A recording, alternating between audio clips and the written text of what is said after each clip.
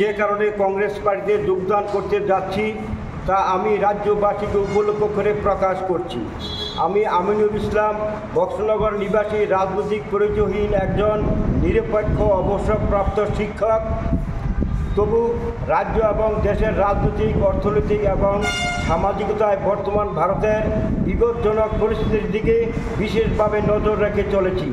আমি উপলব্ধি করতে পেরেছি যে আমাদের রাজ্য এবং কেন্দ্রীয় বিজেপি সরকারের অপশাসন ও দুঃশাসনে দেশের শ্রমিক, কৃষক, কর্মচারী, নিম্নবিত্ত, মধ্যবিত্ত এবং দারিদ্র্য সীমার নিচে বসবাসকারী মানুষের বিরুদ্ধে একটা অন্ধকারময় রাজত্ব কায়েম হয়েছে। ডাবল ইঞ্জিনের সরকার রাজ্যের মানুষকে দেওয়া প্রতিশ্রুতি খেলাপ করেছে।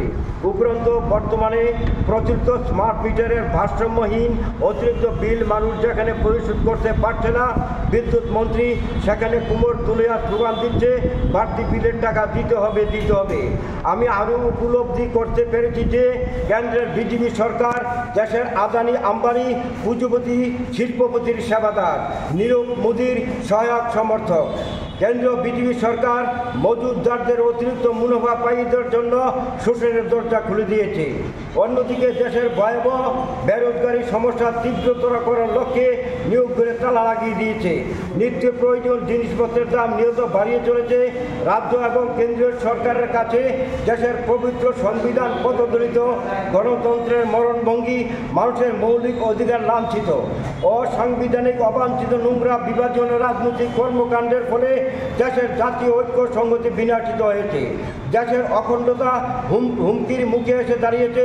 বিজেপি সরকারের সাম্প্রদায়িক দৈত্য স্লোগানে সারা দেশে আতঙ্ক বিরাজ করছে।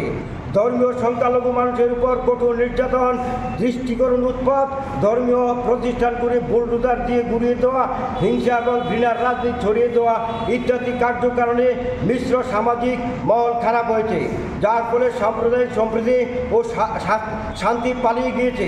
কেন্দ্রের বিজেপি সরকার ভারতকে সিরিয়া বানানা চাতা হয়। এমন অবস্থায় রাজ্য এবং কেন্দ্রীয় সরকারের জরুরি পরিবর্তন প্রয়োজন। স্মরণকালে সাম্প্রদায়িক দৈত্য বিজেপি সরকার জেনে গেছে যে ভারতের স্বাধীনতা সংগ্রামীদের উত্তরসূরি মানুষ একতা ও ঐক্যের প্রতীক।